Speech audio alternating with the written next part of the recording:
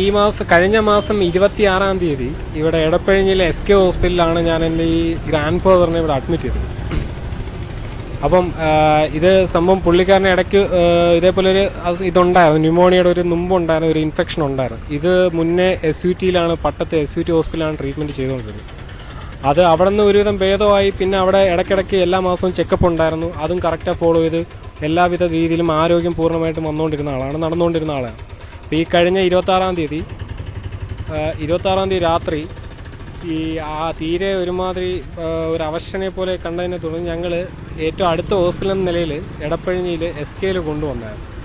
SK കൊണ്ടുവന്നപ്പം കാഷ്വാലിറ്റിയിൽ കാണിച്ചപ്പം കാഷ്വാലിറ്റിയിലുണ്ടായിരുന്ന doctors പറഞ്ഞു നോക്കണമെന്ന് പറഞ്ഞു. അപ്പോൾ അവർ ചെക്ക് ചെയ്തപ്പം പൊട്ടാസ്യത്തിൻ്റെ ലെവൽ കുറവാണ് എന്ന് പറഞ്ഞാണ് അവരിവിടെ അഡ്മിറ്റ് ചെയ്യാമെന്ന് പറഞ്ഞത്. കാരണം ഇവിടെ ഉണ്ടായിരുന്ന ഡോക്ടേഴ്സിന്, അന്ന് ഡ്യൂട്ടിയിലുണ്ടായിരുന്ന ഡോക്ടേഴ്സ് തന്നെ പറയുകയും ചെയ്തു, ഇത് വലിയൊരു സീരിയസ് കേസല്ല, നമുക്ക് നോക്കാം, ഇത് പൊട്ടാസ്യം ലെവലാണ്, പിന്നെ ബ്ലഡൊക്കെ ഒന്ന് ചെക്ക് ചെയ്യണമെന്ന് പറഞ്ഞായിരുന്നു. അപ്പം ഞാനത് ശരി എന്നാൽ ചെയ്തോട്ടെ എന്ന് പറഞ്ഞായിരുന്നു. ഇതവർ ചെയ്യുന്നതിൻ്റെ ഇടയിൽ ഡോക്ടേഴ്സിന് 2-3 ഡോക്ടേഴ്സ് വന്നു. അപ്പം അവർ ചെക്ക് ചെയ്തതിന് ശേഷം അവർ പറഞ്ഞതെന്ന് വെച്ചാൽ നമുക്ക് ECG എടുക്കണമെന്ന് പറഞ്ഞു. അതും ECG എടുത്തു. ECGയിൽ മുമ്പേ ആൾക്കൊരു ചെറിയൊരു വേരിയേഷൻ ഉള്ളതാണ്, അത് നേരത്തെ ഉള്ളതാണെന്ന് അവരും സമ്മതിച്ചു. അപ്പോൾ അതും വേറെ പ്രശ്നമില്ല, വേറെ BP എല്ലാം ഓക്കെയാണ്. പിന്നീട് ഉണ്ടായതെന്ന് പറഞ്ഞാൽ അന്ന് രാത്രി തന്നെ അഡ്മിറ്റ് ചെയ്യണമെന്ന് പറഞ്ഞാൽ. അപ്പം ഞാൻ ചോദിച്ചാൽ അഡ്മിറ്റ് ചെയ്യാൻ എന്തെങ്കിലും സീരിയസ് ഇഷ്യൂ ആണോ എന്ന് ചോദിച്ചപ്പോൾ ഡോക്ടർ ഒന്ന് സീരിയസ് ഒന്നുമല്ല, പക്ഷേ ഇവിടെ റൂംസ് ഒന്നുമില്ല, ഇട്ട് നോക്കി ചെക്ക് ചെയ്യാനായിട്ട് അഡ്മിറ്റ് ചെയ്യാനായിട്ട് വേറെ റൂംസ് ഒന്നുമില്ല, അതുകൊണ്ട് നമുക്കിതിനെ ICUയിലോട്ട് മാറ്റണമെന്ന് പറഞ്ഞാൽ. അങ്ങനെ ICUയിലോട്ട് മാറ്റുവാണ്. പക്ഷേ അതിന് മുന്നേ നിങ്ങളുടെ ചില കാര്യങ്ങൾ പറയാനുണ്ട്. ICUവിൻ്റെ റെൻറ്റ് 20,000-ന് മുകളിലാണ്. അതുകൊണ്ട് നിങ്ങൾക്ക് അത് സമ്മതമാണെങ്കിൽ നമുക്കിത് ചെയ്യാം, അല്ലെങ്കിൽ അത് ഇപ്പോൾ പറയണമെന്നാണ്. അപ്പം ഞാൻ പറഞ്ഞതെന്ന് വെച്ചാൽ എൻ്റെ പേഷ്യൻ്റ് ഓൺ ടേബിളിൽ കിടക്കുവാണ്. ആ സമയത്ത് എനിക്ക് ഇതുമായിട്ട് വിലപേശൽ നടക്കില്ല. ഞാൻ പറഞ്ഞതെന്ന് വെച്ചാൽ സാർ എന്താണെന്ന് വെച്ചാൽ ചെയ്തു, കുഴപ്പമില്ല, കാരണം എനിക്ക് അഡ്മിറ്റ് ചെയ്ത് എനിക്ക് എൻ്റെ പേഷ്യൻറ്റിനെ സേവ് ചെയ്തേ പറ്റുള്ളൂ എന്ന് പറഞ്ഞു. അതിൻ്റെ അടിസ്ഥാനത്തിൽ പേഷ്യൻറ്റിനെ അവർ അപ്പം തന്നെ അഡ്മിറ്റ് ചെയ്യാമെന്നും പറഞ്ഞു. കുഴപ്പമില്ല, അവർ പറഞ്ഞു നിങ്ങൾക്ക് ഓക്കെ ആണെങ്കിൽ പിന്നെ ഞങ്ങൾക്ക് പ്രശ്നമില്ല, പക്ഷേ ഇത് ഞങ്ങൾക്ക് പറയണം, ഒരു ദിവസം ICUവിൻ്റെ റെൻറ്റ് 20,000-ന് പുറത്താണ് ഇവിടെ എന്നാണ് ഇവർ പറഞ്ഞത്. ആ ഡ്യൂട്ടിയിലുണ്ടായ ഡോക്ടർ എൻ്റെ അടുത്ത് പറഞ്ഞു. അപ്പോൾ ഞാനിത് സമ്മതിച്ചതിൻ്റെ അടിസ്ഥാനത്തിൽ അവർ ബാക്കിയുള്ള പ്രൊസീജിയർ ചെയ്യുവാണ്. അങ്ങനെ ICUയിലോട്ട് രാത്രി 1:30-ക്ക് ശേഷം ഫസ്റ്റ് ഫ്ലോറിലുള്ള IICയിലേക്ക്, ഇൻറ്റൻസീവ് കാർഡിയാക് കെയർ യൂണിറ്റിലോട്ട് പേഷ്യൻറ്റിനെ ചേഞ്ച് ചെയ്യുവാണ്. അന്ന് ചേഞ്ച് ചെയ്ത് പിറ്റേന്ന് രാവിലെ ഞാൻ ICUവിൻ്റെ ഫ്രണ്ടിൽ ഞങ്ങൾ വെയിറ്റ് ചെയ്യണം. അപ്പം ICUവിൻ്റെ ഫ്രണ്ടിൽ ഡ്യൂട്ടിയിലുണ്ടായിരുന്ന നേഴ്സ് വന്നിട്ട് ഞാൻ ചോദിച്ച കാര്യം എങ്ങനെയാണ് പേഷ്യൻ്റ് ഇപ്പോഴത്തെ അവസ്ഥയും ചോദിച്ചാൽ പറഞ്ഞതെന്ന് വെച്ചാൽ ചെസ്റ്റിലൊരു ഇൻഫെക്ഷൻ ഉണ്ട്, അത് കഫത്തിൻ്റെയാണ്, കഫം ചെറുതായിട്ടുണ്ട്, അപ്പം നല്ലൊരു ഇൻഫെക്ഷൻ ഉണ്ട്, അതിനുള്ള ആൻറ്റിബയോട്ടിക് ഒക്കെ സ്റ്റാർട്ട് ചെയ്യുവാണ്. അതേപോലെ ഡോക്ടേഴ്സ് ആരും വന്നിട്ടില്ല.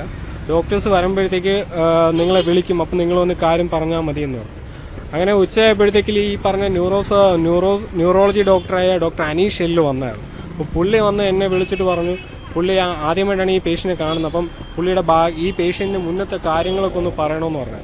അതിൻ്റെ അടിസ്ഥാനത്തിൽ ഈ മുന്നത്തെ കാര്യങ്ങളും ഞാനെല്ലാം പറഞ്ഞു കൊടുത്തു. അപ്പോൾ എന്നോട് കുറേ കാര്യങ്ങൾ ചോദിച്ചു, ഇതിന് മുന്നേ ഫിക്സ് എന്തെങ്കിലും വന്നിട്ടുണ്ടോ എന്ന് ചോദിച്ചു. അപ്പോൾ ഞാൻ 1-2 വട്ടം വന്നിട്ടുണ്ട്, പക്ഷേ അത് അങ്ങനെ ഒരു സിവിയറായിട്ട് വന്നിട്ടില്ല. അതിന് മുന്നേ ഞങ്ങൾ മെഡിക്കേഷൻ കൊടുത്തിട്ടുണ്ട്, അടുത്തുള്ള ഹോസ്പിറ്റലിൽ എത്തിച്ചിട്ടുണ്ട്. പിന്നീട് ഇതേപോലെയായിട്ട് ഒരു പ്രശ്നവും വന്നിട്ടില്ല എന്ന് ഞാൻ പറഞ്ഞതാണ്. പിന്നീട് എന്നോട് പറഞ്ഞതെന്ന് വെച്ചാൽ ഇനി നമുക്ക് ഇത് അറിഞ്ഞാൽ മാത്രമേ പുള്ളിക്ക് ഇനി അങ്ങോട്ടുള്ള ചികിത്സയും കാര്യങ്ങളെല്ലാം നടത്താൻ പറ്റുള്ളൂ എന്ന് പറഞ്ഞു. അപ്പോൾ ഞാൻ പറഞ്ഞു അത് കുഴപ്പമില്ല, ഞാൻ എന്താണെന്ന് വെച്ചാൽ ഞാനും അത് പറയാം, എനിക്കറിയാമെന്നുള്ള എല്ലാ കാര്യങ്ങളും ഞാൻ പറഞ്ഞിട്ടുണ്ടെന്ന് പറഞ്ഞു. പിന്നീട് പുള്ളി എന്താ വെച്ചാൽ പിന്നീട് എന്നെ സംസാരിച്ചത്, പുള്ളിക്ക് MRIയുടെ സ്കാൻ എടുക്കണം, ബ്രെയിനിൻ്റെ ഒരു സ്കാൻ എടുക്കണം, എന്നാൽ മാത്രമേ ഈ ഒരു ട്രീറ്റ്മെൻറ്റിൽ എന്താണെന്ന് വെച്ചാൽ മുന്നോട്ട് പോകാനും പറ്റുള്ളൂ.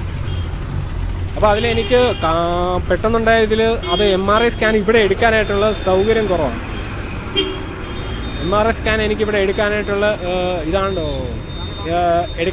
ഒരു ഇത് കുറവാണ്. അപ്പം ഞാനെന്ത് ചോദിച്ചാൽ ഞാൻ പറഞ്ഞു, സാറേ എനിക്കൊരു സാവകാശം വേണം, എനിക്കിപ്പോൾ പെട്ടെന്ന് എടുക്കാൻ പറ്റില്ല.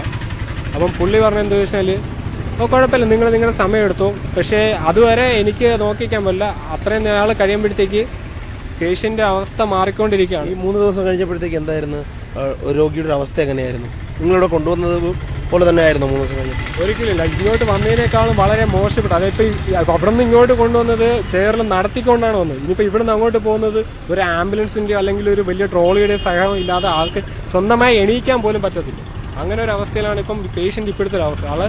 വളരെ മോശപ്പെട്ട ഒരു അവസ്ഥയെ തന്നെയാണ് ഇപ്പോഴും തുടരുന്നത്. ഇങ്ങോട്ട് വന്നതിനേക്കാളും വളരെ മോശപ്പെട്ട ഒരു അവസ്ഥയിലാണ് ഇപ്പോഴത്തെ ഒരു അവസ്ഥ. അതുകൊണ്ട് തന്നെയാണ് ഈ ഡോക്ടറിനോട് ചോദിച്ചപ്പോൾ ഡോക്ടർ പറഞ്ഞത് എന്താ വെച്ചാൽ, ഇന്ന് രാവിലെ ഡോക്ടർ റൂമിൽ വിസിറ്റിങ്ങിന് വന്നപ്പോൾ ഞാൻ ഈ ഡോക്ടർ അനീഷിനോട് ചോദിച്ചു, സാർ എന്താണ് പേഷ്യൻ്റെ ഇപ്പോഴത്തെ ഒരു കണ്ടീഷൻ ചോദിച്ചപ്പോൾ പറഞ്ഞതെന്ന് വെച്ചാൽ, ഇതിലെനിക്ക് വേറെ അധികമായിട്ടൊന്നും ചെയ്യാനില്ല, ഞങ്ങൾ ചെയ്യാനുള്ളതൊക്കെ മാക്സിമം ഞാൻ ഇവിടെ ചെയ്തിട്ടുണ്ട്. ഇത് ബ്ലഡ് ടെസ്റ്റ് ചെയ്തിട്ട് അതിൻ്റെ റിപ്പോർട്ട് സാർ ഞങ്ങൾക്ക് കിട്ടിയില്ല എന്ന് പറഞ്ഞത്, ബ്ലഡിൻ്റെ സ്കൾപ്ചർ എടുക്കാൻ പറ്റിയിട്ടില്ല. അതുകൊണ്ട് അതിന് മുന്നേ ഞാൻ ബ്ലൈൻഡായിട്ട് ആൻറ്റിബയോട്ടിക് സ്റ്റാർട്ട് ചെയ്തിട്ടുണ്ട്. അത് കാരണം പിന്നെ ഞാൻ എൻ്റെ ഒരു എക്സ്പീരിയൻസ് വെച്ച് ഞാൻ ബാക്കി മെഡിക്കേഷൻസ് ഞാൻ കൊടുത്തിട്ടുണ്ട് എന്ന് തന്നെയാണ് പറഞ്ഞത്. ഇപ്പം നിങ്ങൾ എന്താണ് തീരുമാനിച്ചിരിക്കുന്നത്? പേഷ്യൻറ്റിനെ പഴയ ഹോസ്പിറ്റലിലേക്ക് കൊണ്ടുപോകാനോ എന്താണ്? ഇപ്പം തിരിച്ച് ഞാൻ എൻ്റെ പഴയൊരു ഹോസ്പിറ്റലുണ്ട്, ആ ഹോസ്പിറ്റലിലേക്ക് തന്നെയാണ് ഞാൻ തിരിച്ച് കൊണ്ടുവന്നത്. എന്ന് വെച്ചാൽ അവിടുത്തെ ഡോക്ടറുമായിട്ട് സംസാരിച്ചപ്പോൾ അവിടുത്തെ ഡോക്ടേഴ്സ് പറയുന്നത് വെച്ചാൽ എത്രയും പെട്ടെന്ന് ഇവിടെ തന്നെ കൊണ്ടുവന്നു കഴിഞ്ഞാൽ ഇവിടെ കാഷ്വാലിറ്റിയിൽ ഒന്നും കൂടെ അഡ്മിറ്റ് ചെയ്ത് അവർ തന്നെ ഇനിയിപ്പം മെഡിക്കേഷൻ നോക്കാം. കാരണം ഇങ്ങനെ ഒരു സംഭവം ഒരിക്കലും അവരെ കൊണ്ടുപോയപ്പോഴത്തേക്ക് ഇങ്ങനൊരു അസുഖം ഉണ്ടെന്നുള്ള കാര്യം ഇതിനു മുന്നേ പോലും അവിടെ നിന്ന് പോലും ട്രീറ്റ്മെൻറ്റ് ചെയ്തപ്പോൾ ഇങ്ങനൊരു അസുഖം ഉണ്ടായിട്ട് അവരും കണ്ടുപിടിച്ചിട്ടില്ല. ഇതിപ്പോൾ ഇവിടെ വന്നപ്പോഴത്തേക്ക് ഈ സെയിം സിറ്റുവേഷനിലാണ് ആ പേഷ്യൻ്റ് ഇവിടെ വന്നപ്പോഴത്തേക്ക് ഇപ്പോൾ പെട്ടെന്ന് ഇവിടുന്ന് ഇങ്ങനെ ഒരു രോഗം കണ്ടെത്തിയിട്ടിരിക്കുകയാണ്. ഈ അസുഖത്തിൻ്റെ പേര് ഡോക്ടർ പറഞ്ഞ സെപ്സിസ് എന്ന് പറഞ്ഞൊരു അസുഖമാണ്. ഇത് ഒരു എയ്ഡ്സ് പോലെ ഒരു മാറാരോഗം തന്നെയാണ്. പക്ഷെ അത് പെട്ടെന്ന് ഇൻഫെക്ഷൻ ബാധിക്കും. അത് ബാധിക്കുന്നത് പല അവയവങ്ങളാണ്, ലങ്സിന്, അങ്ങനെ മറ്റുള്ള കാര്യങ്ങൾ, ബ്രെയിന്. ഇതിലേക്ക് ബാധിച്ചു കഴിഞ്ഞാൽ പിന്നെ റിക്കവർ ആവുന്നത് വളരെ ചാൻസ് കുറവാണ്. ഈ കാര്യങ്ങളൊക്കെ നിങ്ങളോട് ആദ്യമേ പറഞ്ഞതോ അതോ ഇങ്ങനെ ഈ രോഗിക്ക് മോശം അവസ്ഥ ഉണ്ടായതിനു ശേഷമാണോ പറയുന്നത്? ഈ രോഗിക്ക് മോശം അവസ്ഥ ഉണ്ടായി. ഇന്ന് ഞാൻ രാവിലെ റൂമിൽ ഡോക്ടർ വന്നപ്പോൾ ഞാൻ ഡോക്ടറിനടുത്ത് അങ്ങോട്ട് ചോദിച്ചപ്പോഴാണ് ഡോക്ടർ അത് പോലും പറയാൻ തയ്യാറായത്. അല്ലാതെ ഡോക്ടർ ഈ കഴിഞ്ഞ എടുത്തിട്ടുള്ള ടെസ്റ്റുകളുടെ ഒരു റിപ്പോർട്ടും എന്നെ കാണിച്ചിട്ടുമില്ല. അതിനകത്തുള്ള റിസൾട്ടിനെ കുറിച്ച് ആ റിസൾട്ട് എന്താണെന്ന് പോലും എൻ്റെ അടുത്ത് പറഞ്ഞിട്ടുമില്ല. രോഗിക്ക് ഇങ്ങനെ പ്രശ്നമുള്ള കാര്യങ്ങളൊന്നും നിങ്ങളോട് പറഞ്ഞിട്ടില്ല. ഇപ്പോൾ അവർ ഡിമാൻഡ് ചെയ്യുന്നത് വലിയ തുക ബില്ലടച്ചാൽ മാത്രമേ രോഗി ഇവിടുന്ന് കൊണ്ടുപോകാൻ പറ്റുള്ളൂ എന്നാണ് അവരിപ്പോൾ. ഞാൻ എമൗണ്ട് ചോദിച്ചപ്പോഴത്തേക്ക് താഴെ ബില്ലിംഗ് സെക്ഷനിൽ നിന്ന് പോലും ഒരു ഭീമമായ എമൗണ്ട് തന്നെയാണ് അവരിപ്പോൾ പറഞ്ഞേക്കുന്നത്. അതും എക്സ്ട്രാ ആയിട്ടുള്ള എമൗണ്ട് അല്ല. ഇനി ചുരുക്കത്തിൽ മൊത്തത്തിൽ നഴ്സിങ്ങിൻ്റെയും അവിടെ നിന്നുള്ള ബാക്കിയുള്ള ബില്ലിംഗ് എല്ലാം കൂടെ വന്നു കഴിയുമ്പോൾ ഒരു എമൗണ്ട് വരും. കേട്ടില്ല. അപ്പം അതുകൊണ്ട് നല്ലൊരു എമൗണ്ട് ഉണ്ടാവും.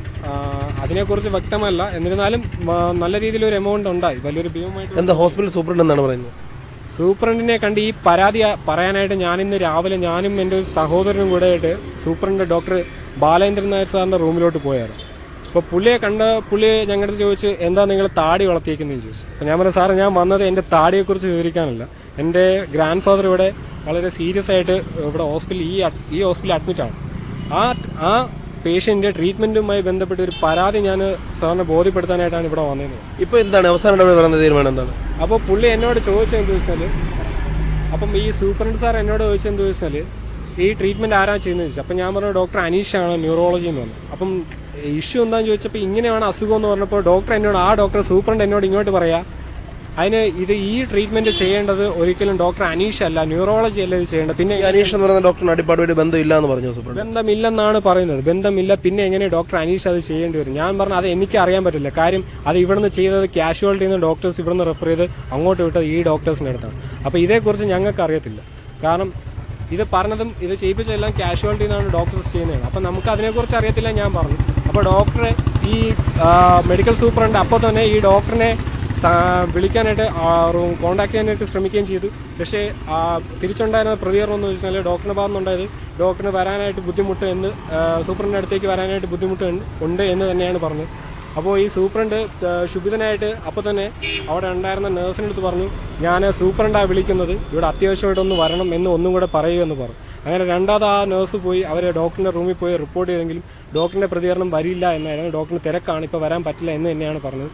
അപ്പോൾ എന്നോട് പറഞ്ഞതെന്ന് വെച്ചാൽ നിങ്ങൾ പുറത്ത് നിൽക്കി, ഞാൻ ഒന്നും കൂടെ ഒന്ന് ഡോക്ടറായിട്ടൊന്ന് സംസാരിച്ചിട്ട് എന്താണെന്ന് വെച്ചാൽ വിളിക്കാമെന്ന് പറഞ്ഞ് ഞങ്ങളെ അരമണിക്കൂറോളം പുറത്ത് നിർത്തിയായിരുന്നു. ഇത്രയും ഒരു ക്രൂഷ്യൽ സിറ്റുവേഷനിൽ ഞങ്ങളെ ഈ സൂപ്രണ്ട് സാറ് പുറത്ത് നിർത്തിയിട്ട് പിന്നെ തിരിച്ച് കയറ്റിയിട്ട് വിളിച്ചതെന്ന് വെച്ചാൽ, നിങ്ങളൊരു കാര്യം ചെയ്യും, എനിക്ക് നിങ്ങളെ ഇഷ്ടപ്പെട്ടു, നിങ്ങളുടെ താടിയൊക്കെ നല്ലതായിട്ട് ഇഷ്ടപ്പെട്ടു, നിങ്ങളെ ചുറുചുറുപ്പ് കണ്ടപ്പോഴേ എനിക്ക് വല്ലാതെ അങ്ങ് ഇഷ്ടപ്പെട്ടു.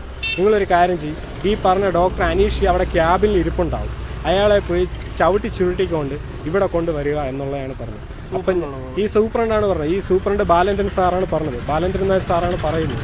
ഈ ബാലേന്ദ്രൻ സാർ പറഞ്ഞ കാര്യമാണ്, നിങ്ങൾ പോയി ആ ക്യാബിനിൽ പോയി ആ ഡോക്ടറിനെ ചുരുട്ടിക്കൊണ്ട് ഇങ്ങനെ കൊണ്ടുപോകാം, ബാക്കി കാര്യം ഞാൻ ഏറ്റെന്ന് പറഞ്ഞു. അപ്പം ഞാൻ പറഞ്ഞു, സാർ ഞാനിത് ചെയ്യുകയാണെങ്കിൽ സാറിൻ്റെ പെർമിഷനോട് കൂടിയാണ് ഞാൻ ഇത് ചെയ്യുന്നത്, ഞാൻ വേണമെങ്കിൽ ചെയ്യാം സാറിൻ്റെ പെർമിഷനോട് കൂടി. ഇതിൽ എനിക്കൊന്നുമില്ല, ഞാൻ വേണമെങ്കിൽ പോയി വിളിച്ചുകൊണ്ട് വരാം, ഡോക്ടറിനെ ഇവിടെ വിളിച്ചുകൊണ്ട് വരാം, അത് വേണമെങ്കിൽ ഞാൻ ചെയ്യും. പക്ഷേ അത് സാറിൻ്റെ അറിവോടുകൂടിയും സാറിൻ്റെ പെർമിഷനോട് കൂടി മാത്രമായിരിക്കും എന്ന് പറഞ്ഞപ്പോൾ പുള്ളിക്കാരൻ ഈ ഡോക്ടർ എന്ത് ചോദിച്ചാൽ എൻ്റെ കയ്യിലിരിക്കുന്നത് ഏതോ ക്യാമറ എന്തോ ആണെന്ന് കരുതി എൻ്റെ കയ്യിലിരിക്കുന്ന ഫോൺ കണ്ടിട്ട് പെട്ടെന്ന് ബാലേന്ദ്രൻ സാർ പറഞ്ഞെന്ന് ചോദിച്ചാൽ അല്ലേ കുഴപ്പമില്ല, പെട്ടെന്നുണ്ടായ ഒരു മനമാരിനെ ശ്രദ്ധിച്ചു, അല്ലേ കുഴപ്പമില്ല, ഞാൻ എന്തായിരുന്നാലും ഇപ്പോൾ ഡോക്ടറിനെ ഇപ്പോൾ ഡോക്ടർ എൻ്റെ അടുത്തോട്ട് വന്നോളാം ഇപ്പോൾ പറഞ്ഞു, നിങ്ങൾ എന്തായാലും പോകണ്ട, നിങ്ങൾ ഇവിടെ ഇരുന്നു എന്ന് പെട്ടെന്നൊരു ഇപ്പോൾ നിലവിൽ എന്താണ് ഇപ്പോഴത്തെ സാഹചര്യം? എന്താണ് ഇപ്പോഴത്തെ സാഹചര്യം എന്ന് പറഞ്ഞാൽ ഒന്നാമത്തെ കേസ് എനിക്ക് വേറൊന്നുമില്ല, ഞങ്ങളിപ്പം വളരെ അങ്ങ് ഏറ്റവും ക്രൂഷ്യൽ സിറ്റുവേഷൻ നിൽക്കുകയാണ്. കാരണം ഈ ബില്ലിങ്ങിൻ്റെ എമൗണ്ട് ഭീമമായിട്ടൊരു എമൗണ്ട് ഇപ്പോൾ അവർ ബില്ല് ചെയ്യുന്നുണ്ട്.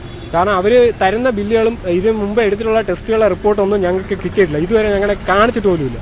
എന്നിട്ട് ഇനിയിപ്പോൾ അവരൊരു പെട്ടെന്നൊരു ബില്ലുണ്ടാക്കി അത് പ്രൊഡ്യൂസ് ചെയ്ത് അതിൻ്റെ എമൗണ്ട് അടയ്ക്കണമെന്ന് പറഞ്ഞാൽ ഞങ്ങളെ കൊണ്ട് പറ്റത്തില്ല. കാരണം ഞങ്ങളുടെ പേഷ്യൻറ്റ് വന്നിട്ടുണ്ടെങ്കിൽ അത് ട്രീറ്റ്മെൻറ്റ് ചെയ്യാനാണ്. പക്ഷേ ഇവിടെ വന്നതിന് ശേഷം ഞങ്ങളുടെ പേഷ്യൻ്റെ അവസ്ഥ എന്ന് പറഞ്ഞാൽ തീരെ അങ്ങ് ക്രിട്ടിക്കലായിരിക്കും. അപ്പോൾ പിന്നെ എന്ത് അടിസ്ഥാനത്തിൽ ഞങ്ങൾ ഈ കാശ് പേയ്മെൻറ്റ് ചെയ്യണം?